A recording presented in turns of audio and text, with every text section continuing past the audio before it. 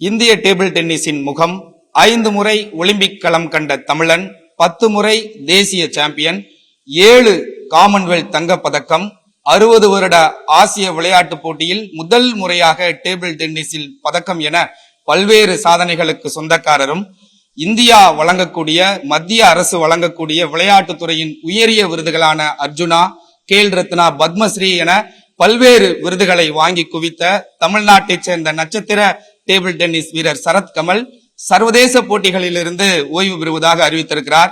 தனது 43வது வயதில் இந்த அறிவிப்பை வெளியிட்டிருக்கிறார். அவர் நம்மோடு இணைந்திருக்கிறார். அவரிடம் சில கேள்விகளை முன்வைக்கலாம்.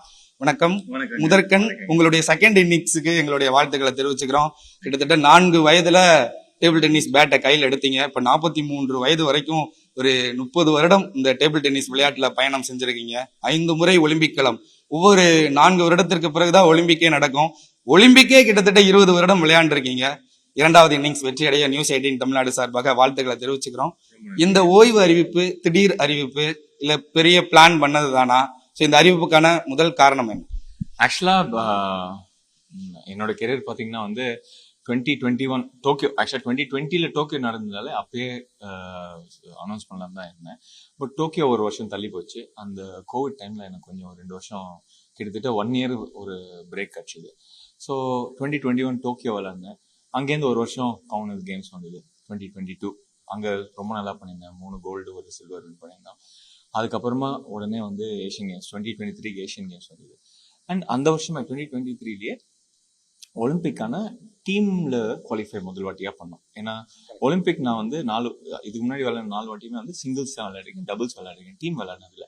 அண்ட் டீம்ல தான் எனக்கு தெரிஞ்ச என்னோட ஃபீலிங் என்னன்னா, அபிப்பிராயம் என்னன்னா, ஒரு மெடல் வின் பண்ண நல்ல வாய்ப்பு உண்டு. ஏன்னா 3 பேருமே நாங்கள் ஜென்ரலாகவே இப்போ நீங்கள் ரீசெண்ட் டைம்ஸ்ல பார்த்தீங்கன்னா எல்லா வாட்டியும் டீம் விளையாடும்போது நாங்கள் நல்ல ஏஷியன் சாம்பியன்ஷிப்ஸ்ல மெடல் அடிக்கிறோம், ஏஷியன் கேம்ஸ்லயும் அடித்தோம், காமன்வெல்த்ல கோல்டு வின் பண்ணிருக்கோம் 2 வாட்டி. ஸோ டீம்ல ஒரு வாய்ப்பு கிடைச்சது. ஸோ அதனால 2024 வரைக்கும் ஆகுது. ஆனா இந்த ஒரு 2022 எஸ்பெஷலா காமன்வெல்த் கேம்ஸ் முடிஞ்ச அப்புறமா நிறைய கொஞ்சம் 2 அட்மினிஸ்ட்ரேட்டிவ் போஸ்ட்ல செலக்ட் ஆனேன். ஒன்று வந்து இந்தியன் ஒலிம்பிக் அசோசியேஷனோட அத்லீட் ரெப்ரஸன்டேட்டிவ், அதே மாதிரி இன்டர்நேஷனல் டேபிள் டென்னிஸ் ஃபெடரேஷனோட அத்லீட் கமிஷன்.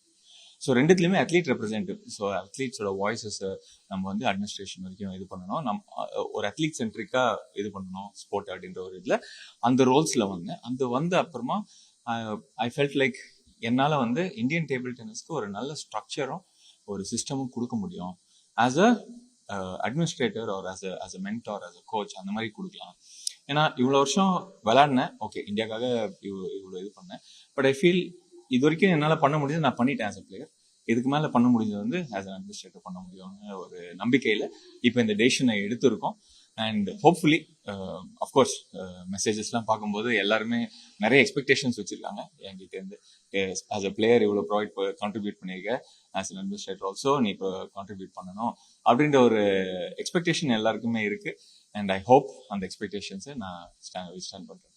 நிச்சயமா விளையாட்டு சங்கங்களின் பிரதிநிதிகள் அப்படின்றது தான் வந்து இப்ப இந்தியாவில் இருக்கிற மிக முக்கியமான ஒரு பதவி அப்படின்றது வந்து எல்லாரும் ஏற்றுக்கொள்ளப்பட்ட ஒன்றுதான். ஏன்னா ஒரு பிளேயர்ஸ் உருவாகணும் அப்படின்னா அது கவர்மெண்ட் ஒரு பிளேயர்ஸை வந்து உருவாக்க முடியாது. அசோசியேஷன் தான் அந்த பிளேயர் ஐடென்டிஃபை பண்ணி ஒலிம்பிக் லெவல்ல ரெப்ரசென்ட் பண்ண முடியும். ஒலிம்பிக்கே வந்து சங்கம் தான் நடத்துது, ஒலிம்பிக் கூட்டமைப்பு தான் நடத்துறாங்க, ஒரு கவர்மெண்ட் நடத்தல. ஸோ அந்த வகையில இப்ப ஒலிம்பிக் சங்க விளையாட்டு நிர்வாகியா நீங்க போறீங்க. இந்த சங்கங்கள்ல விளையாட்டு வீரர்கள் பதவியில இருக்கணும் அப்படின்றது வந்து எவ்வளவு முக்கியத்துவம் வாய்ந்தது? ஏன்னா நிறைய சங்கங்களில் இருக்கக்கூடிய பிரச்சனைகள்னாலதான் நிறைய வீரர்கள் வந்து உருவாக முடியாத ஒரு சூழ்நிலை இப்ப இருந்துட்டு இருக்கு. இந்த கரண்ட் சுச்சுவேஷன்ல நீங்க அந்த இலக்கை நோக்கி செல்றீங்க. ஒரு விளையாட்டு வீரன் பதவியில இருக்கணும்ன்றது வந்து எவ்வளவு முக்கியத்துவம் வாய்ந்ததுன்னு நினைக்கிறீங்க? ஏன்னா அரசியல்வாதிகள் நிறைய அந்த இடத்தை ஆக்கிரமிப்பு செய்யறாங்க அப்படின்ற ஒரு வருத்தத்தோடு இந்த கேள்வியை நாங்க கேட்கிறோம். நம்ம அப்படி பொதுவா எதுவும் சொல்ல முடியாது. அரசியல்வாதிகளும் நிறைய பேர் வந்து ஸ்போர்ட்ஸுக்கு சப்போர்ட் பண்ணவங்களும் இருக்காங்க. இப்போ நம்மளுக்கு வாலிபால் பார்த்தீங்கன்னா சிவந்தி சார் இருந்திருக்காரு. இந்த மாதிரி எங்க டேபிள் டென்னிஸ்க்கு ஜெசிடி பிரபாகரன் ஒரு இந்த 90s காலகட்டத்தில் அவரு ஹெல்ப் பண்ணியிருந்தாரு. ஸோ அந்த மாதிரி நிறைய பேர் இருக்காங்க. இப்போ எங்களோட டேபிள் டென்னிஸ் நேஷனல் ஃபெடரேஷன்ல பார்த்தீங்கன்னா துஷ்யந்த் சௌட்டாலா அவர் டெபுட்டி சிஎம் இருக்கு.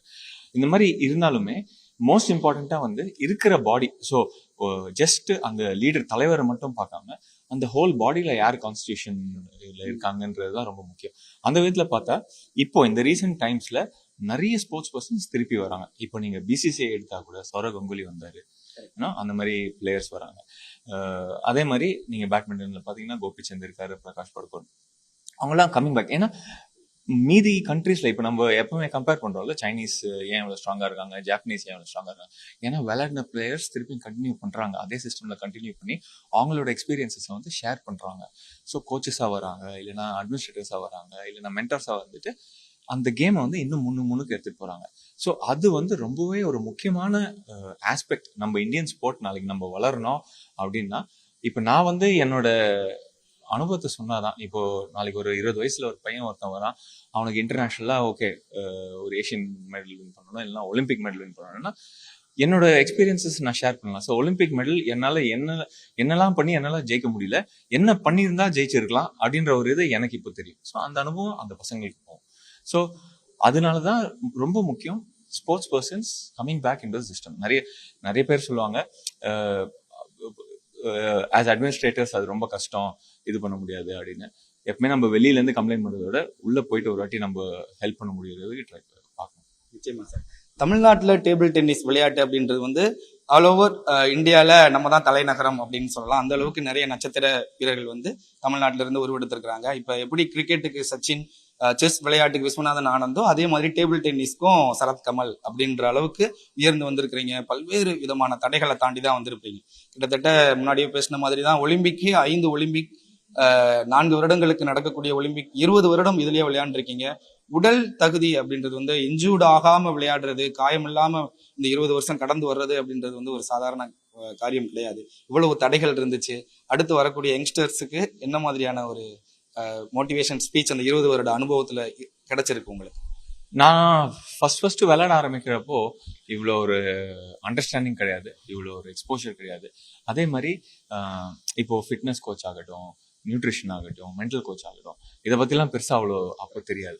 ஆனால் இப்போ இந்த காலகட்டத்தில் ஸ்போர்ட்ஸ் சயின்ஸ் அப்படின்ற ஒரு மெயின் சப்ஜெக்டே வந்து ஸ்போர்ட்ஸுக்கு ரொம்ப ஹெல்ப் பண்ணிட்டு இருக்கு. அதனால தான் பார்த்தீங்கன்னா ஜென்ரலாக பார்த்தீங்கன்னா எல்லா ஸ்போர்ட்லையுமே வயசு ஆக கூட நிறைய பேர் நல்லா விளையாட்டுருக்காங்க. இப்போ கிரிக்கெட்ல நீங்க தோனி எடுத்துக்கோங்க, விராட் கோலி எடுத்துக்கோங்க, எல்லாரும் பாஸ் த பிரைம். இப்போ நீங்க சச்சின் வந்து அவ்வளோ வருஷம் முன்னாடியே அவரு க்ளோஸ் டு 32லயே வந்து அவர் ரிட்டையர் ஆகணும் அப்படின்னு சொல்லுவாங்க. ஆனா இப்போ தோனி கிட்டத்தட்ட 40 மேல போகுது, ஆனாலும் இன்னும் விளையாட முடியுது. அது ஏன்னா அந்த ஃபிட்னஸ் மெயின்டைன் பண்ண முடியுது. மோஸ்ட் இம்பார்ட்டன்ட்லி அந்த டைம் மேனேஜ்மெண்ட், ஃபேமிலி, அந்த இது அது எல்லாமே கூட பண்ண முடியுது. ஏன்னா இந்த ப்ரொஃபஷனல்ஸ் இந்த ஃபீல்ட்ல இருக்கிறதுனால. ஸோ அந்த விதத்துல நான் ஐ பீன் வெரி லக்கி. என்னை சுத்தி ஒரு நல்ல டீம் எப்பவுமே இருந்திருக்கு. ஸோ நான் ராம்ஜி ஸ்ரீனிவாசனோட ஸ்போர்ட்ஸ் ட்ரைனிங்ஸ்ல ஃபிட்னஸ் ஃபர்ஸ்ட்லேருந்தே பண்ணிட்டு இருக்கேன். ஸோ இன்ஜுரிஸ் வரும். நீங்க சொன்ன மாதிரி ஸ்போர்ட்ல வந்து இன்ஜுரி இல்லாம இருக்கவே இருக்காது. அது என்ன லெவல் ஆஃப் இன்ஜுரி, அது வராம நம்ம எப்படி தடுக்கணும்ன்றது தான் மோஸ்ட் இம்பார்ட்டன்ட் ஃபேக்டர். வந்த அப்புறமா நம்ம என்ன பண்றதை விட வராம நம்ம என்ன பண்றோம், prevention is better then cure. அந்த விதத்துல தான் வந்து என்னோட இதுல எப்பவுமே போயிங்க. அண்ட் அப்படி இன்ஜூர் ஆயிட்டோம், ஏதாவது சரியா போல, இல்ல இன்ஜுரி பிசிக்கலா வரும், மென்டலா வரும். மேட்ச் தோக்கும்போது மென்டல் இன்ஜுரிஸ் நிறைய வரும். ஐயோ நம்ம கரெக்டா தான் பண்றோமா, நம்ம இவ்வளவு கஷ்டப்படுறோம், இதுக்கெல்லாம் ரைட் டைரக்ஷனா இது அது. ஸோ அந்த டைம்ல வந்து எஸ்பெஷலா நீங்க கேட்ட மாதிரி இன்னைக்கு யங்ஸ்டர்ஸுக்கு இது ரொம்ப இம்பார்ட்டன்ட். பேஷன்ஸ் ரொம்ப அவசரப்படுறாங்க. ரிசல்ட்ஸ் உடனே ஃபாஸ்டா வரணும்னு யோசிக்கிறாங்க. அஃப்கோர்ஸ் காம்படிஷன் ரொம்ப ஹையா இருக்கு. நம்ம இன்னைக்கு ஜெயிக்கலன்னா நாளைக்கு இன்னொருத்தன் ஜெயிச்சிருவான். பட் இன்னைக்குன்னு பார்க்காம நாளைக்கு நாளன்னைக்கு அடுத்த வருஷத்துக்கு கூட நம்ம ஜெயிக்கலாம். ஸோ அந்த மாதிரி ஒரு படிப்படியா நம்ம கரெக்டான நம்ம ஸ்டெப்ஸ் வச்சா நம்ம ஷுவரா டார்கெட்டை ரீச் பண்ணோம். பட் அகெயின் ரொம்ப இம்பார்ட்டன்ட் நம்மளோட டீம், நம்மளை சுற்றி இருக்கவங்க, நம்மளோட ஃபேமிலி ஆகட்டும், நம்ம கோச்சஸ் ஆகட்டும், அவங்களுக்கும் அந்த அவங்க எப்பவுமே நம்மளை புஷ் பண்றாங்க. நம்மளுக்கும் அந்த புஷ்ஷை வந்து ப்ரெஷரா இல்லாம ஒரு பாசிட்டிவா எடுத்து நம்ம பண்ணணும் அப்படின்றது இது. 2004 ஏதென்ஸ் ஒலிம்பிக்ல வந்து ஒலிம்பிக் களம் புகுந்தீங்க. கடைசியா பாரிஸ் ஒலிம்பிக் வரைக்கும் 2024 பாரிஸ் ஒலிம்பிக் வரைக்கும் விளையாடி இருக்கிறீங்க. 5 ஒலிம்பிக். அந்த அனுபவங்கள் எப்படி இருந்துச்சு? தமிழ்நாட்டுல இப்ப இருக்கக்கூடிய டேபிள் டென்னிஸ் வீரர்கள் இந்த ஒலிம்பிக் களம் வரைக்கும் செல்லணும் அப்படின்னா என்ன மாதிரியான பாத்வே இருக்கு, அதற்கான ஃபெசிலிட்டிஸ் இருக்கா, என்ன சேஞ்சஸ் ஆயிருக்கு? நீங்க முன்னாடி சொன்ன மாதிரி 2004 நான் என்டர் ஆகிறப்ப நியூட்ரிஷன்ன்ற ஒரு கான்செப்ட் இல்ல, பிசியோன்ற ஒரு கான்செப்ட் இல்ல. இப்பெல்லாம் எல்லாருமே கூடயே இருக்காங்க, சயின்ஸ் இன்வால்வ் ஆயிருக்கு. அது மூலமா நம்ம எக்ஸ்ட்ரா எனர்ஜியை செலவு பண்ண தேவையில்ல, அதை சேவ் பண்ணிக்கிறோம். அதுவே நம்மள அடுத்தடுத்த வருடங்களுக்கு எடுத்துட்டு போகுது. இப்ப 12 வயசுல 12 வருடம் விளையாடி ரிட்டையர் ஆகிறத ஒரு 15 வருடமா கூட்டுறதுக்கு இந்த சயின்ஸ் இன்வால்வ் ஆயிருக்கு. ஸோ அந்த டெவலப்மெண்ட்லாம் தமிழ்நாட்டில் இருக்கா? ஸோ எப்படி தமிழ்நாடு இந்த டேபிள் டென்னிஸ்ல வளர்ச்சி அடைஞ்சிருக்கு நீங்க ஒலிம்பிக் களம் புகும் அந்த நாள்ல இருந்து இப்போ வரைக்கும்? ஸோ 2004 நான் முதல் வாட்டி ஒலிம்பிக்ஸ் போகும்போது ஒரு சின்ன ஹாலில் விளையாடிருந்தோம். இங்கே 2004 தான் இந்த இடம் எஸ்டிஐடி கொடுத்தாங்க. அதுக்கு முன்னாடி வரைக்கும் ஒரு 3 டேபிள் சின்ன ஹாலில் தான் விளையாடணும். ஸோ அந்த மாதிரி ஹாலில் விளையாடிட்டு ஒரு பெரிய ஸ்டேடியம் போய் பார்த்தாலே முதல் வாட்டி போய் பார்க்கும்போதே பயந்துரும். இவ்வளோ பெரிய ஸ்டேடியம் நம்மளால விளையாட முடியுமா, ஆப்போனன்ஸ் எல்லாம் நம்ம வின் பண்ண முடியுமா அப்படின்னு நம்மளுக்கே ஒரு டவுட் வந்துடும், ஒரு இன்ஃபீரியாரிட்டி காம்ப்ளெக்ஸ் வந்துடும். ஸோ அது எல்லாத்தையும் தாண்டி இப்போ இன்னைக்கு காலகட்டத்தில் பார்த்தீங்கன்னா நல்ல பெரிய ஸ்டேடியம்ஸ், இன்ஃப்ராஸ்ட்ரக்சர் இதெல்லாம் வந்து டெவலப் ஆகிட்டு வந்துட்டு இருக்குது. And at the same time நம்ம தமிழ்நாடு ஸ்டேட் கவர்மெண்ட் வந்து ஸ்போர்ட்ஸுக்குன்னு ரொம்பவே ஒரு எனக்கு தெரிஞ்சு நம்ம கண்ட்ரிலேயே நம்ம நாட்டிலேயே இது பெஸ்ட் ஸ்போர்ட்டிங் பாலிசி நம்ம தான் வச்சுருக்கோம். வேற வேற லெவலில் சப்போர்ட் கிடைக்குது. ஸோ இப்போ கிராஸ் ரூட் லெவல்னா சாம்பியன்ஸ் டெவலப்மெண்ட் ஸ்கீம் வச்சுருக்காங்க.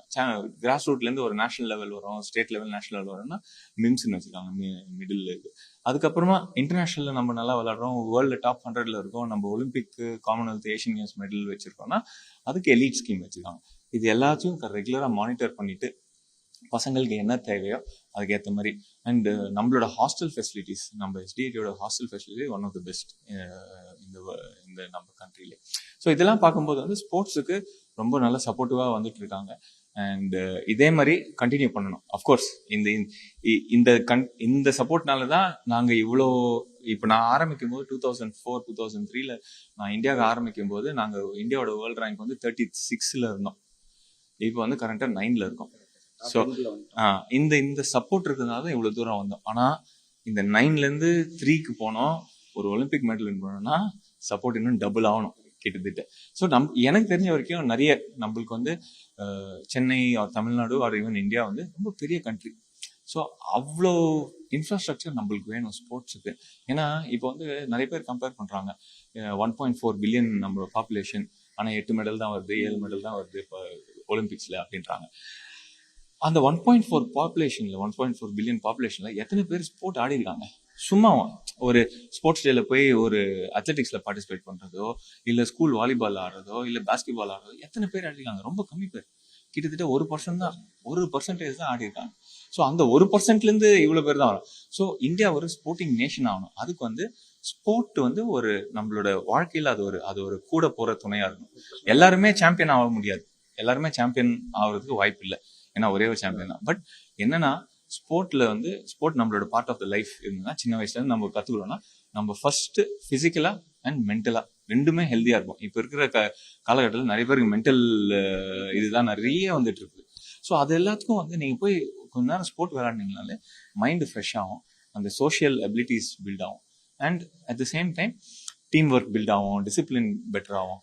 ஸோ அதனால தான் நான் எல்லாருக்குமே என்ன சொல்றேன்னா, ஸ்போர்ட்டை வந்து உங்க லைஃப்ல வச்சுக்கோங்க. நீங்க அட்லீஸ்ட் காலேஜ் வரைக்கும் இல்லை வேலைக்கு போற வரைக்கும் அது ஒரு ஸ்போர்ட், ஒரு ஸ்போர்ட்ல 3-4 ஸ்போர்ட் கூட ஆடு, எப்படி வேணாலும். பட் கொஞ்சம் டெய்லி விளையாடுற மாதிரி நீங்க பாருங்க, ஆக்டிவா வச்சுக்கோங்க. நிச்சயமா சார். 5 டைம்ஸ் ஒலிம்பிக் போயிருக்கோமே, ஏன் 60 வருட வரலாற்றிலேயே முதல் முறையா ஏசியன் கேம்ஸ்ல நம்ம மெடல் அடிச்சிட்டோமே, நம்ம இந்த கேமை விட்டு போகணும்னு நினைச்சாலும் ஆனா இந்த கேம் நம்மளை விடாம பாரிஸ் வரைக்கும் கூட்டிட்டு வருது அப்படின்ற திங்கிங்ல ஒலிம்பிக் மெடல் நம்ம கடைசி வரைக்கும் நம்மளால போராடியும் எடுக்க முடியலையே அப்படின்ற ஒரு வருத்தம் இருக்கா? ஸோ அதை எடுக்கணும் அப்படின்னா இன்னும் எவ்வளவு வருடம் நம்ம பின்னாடி இருக்கோம், ஸோ எவ்வளவு பக்கத்துல வந்திருக்கோம் உங்களுடைய அனுபவத்துல இருந்து? இப்போ எங்க வீட்டில் இருக்கிற அவார்ட்ஸ்லாம் பார்த்தீங்கன்னா, காமன்வெல்த்துக்குன்னு ஒரு இடம் இருக்கு, ஏஷியன்ஸ்க்கு இருக்கு, ஒலிம்பிக் இடம் மட்டும் காலியாகவே இருக்கு. ஸோ அது எப்பவுமே அது என்னோட பிளேயர் இதில் அது ஒரு சின்ன ரிக்ரெட்டாக இருக்கும். பட் அஃப்கோர்ஸ் அந்த அதர் சைடு பார்த்தீங்கன்னா, முதல் வாட்டியாக குவாலிஃபை ஆகிட்டு இவ்வளோ தூரம் வந்திருக்கோம், இவ்வளோ நல்லா விளையாட்டுருக்கோம். அண்ட் இந்த வாட்டி பார்த்தீங்கன்னா 2024 விமன் டீம் வந்து குவார்டர் ஃபைனல் கூட விளையாடினாங்க. ஸோ எனக்கு தெரிஞ்ச வரைக்கும் இன்னும் ஒரு 8 வருஷத்துக்குள்ள நம்மளால அந்த ஒலிம்பிக் மெடல் வின் பண்ண முடியும்.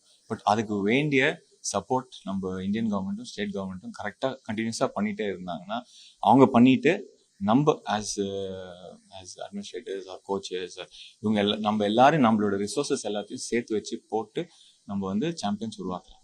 நிச்சயமா சார். தமிழ்நாட்டில் டேபிள் டென்னிஸ் விளையாட்டு அப்படின்றது வந்து ஒரு என்டர்டைன்மெண்ட் கேம், ஒரு ரிலாக்ஸேஷனுக்காக விளையாடுவோம். ஸ்கூல்லலாம் வந்து பிளேயர்ஸ் விளையாடுறாங்களோ இல்லையோ, டீச்சர்ஸ் வந்து கொஞ்சம் ரிலாக்ஸேஷனுக்காக பிடி மாஸ்டரோட விளையாடுறதெல்லாம் நாங்க பார்த்திருக்கோம் நாங்க சின்ன வயசுல. சோ இன்னமும் அதே பார்வை தான் இருக்கா? டேபிள் டென்னிஸ் ஒரு ப்ரொஃபஷனல் ஒலிம்பிக் ஸ்போர்ட், அதுல மெடல் வாங்கக்கூடிய ஒரு வாய்ப்புகள்லாம் இருக்கு, இல்ல இது ஒரு என்டர்டைன்மெண்டா ரிலாக்ஸேஷனுக்காக விளையாடக்கூடிய பார்வையும் இருக்கு. சோ இது எது டாமினேஷனா இருக்கு? அந்த பார்வை மாறி இருக்கா? சோ உங்களுடைய பாயிண்ட் ஆஃப் வியூல இருந்து இதை எப்படி மாறணும், எவ்வளவு இன்வால்மெண்டோட பிளேயர்ஸ் விளையாடணும், எப்படி வரணும், பிளேயர்ஸுக்கு என்ன சொல்ல வரும்? நீங்க சொன்னது 100% உண்மைதான். ஏன்னா இப்ப பார்த்தா கூட நீங்க ஒரு கேம்ஸ் ரூம் போனீங்கன்னா கேரம், செஸ், டிடி இந்த மூணுமே வந்து எல்லா இடத்துலயும், எல்லா ஒரு ஸ்கூல் ஆகட்டும், காலேஜ் ஆகட்டும், ஆஃபீஸ் ஆகட்டும், ஹோட்டல், ரிசார்ட் ஆகட்டும், எங்க போனாலுமே அது ஒரு ரெக்ரியேஷனல் ஸ்போர்ட்டா டேபிள் டென்னிஸ் இருக்குது. ஏன்னா இன்ஃப்ராஸ்ட்ரக்சர் ரொம்ப அவசியம் இல்லை, ஈஸியா யார் வேணாலும் விளையாடலாம். But at the same time last 8 வருஷத்துல டேபிள் டென்னிஸோட லைக் அந்த பாக்குறவங்க பார்வை எவ்வளவு மாறி இருக்குன்னா, இப்போ அது ஸ்லோவா ப்ரொஃபஷனலா வந்துட்டு இருக்கு. ஏன்னா நாங்க இன்டர்நேஷனல் மெடல் வின் பண்ணிட்டு வரோம். காமன்வெல்த் ஆகட்டும், ஏஷியன்ஸ் ஆகட்டும், எல்லா இடத்துலயும் மெடல் வின் பண்ணிட்டு வரோம்.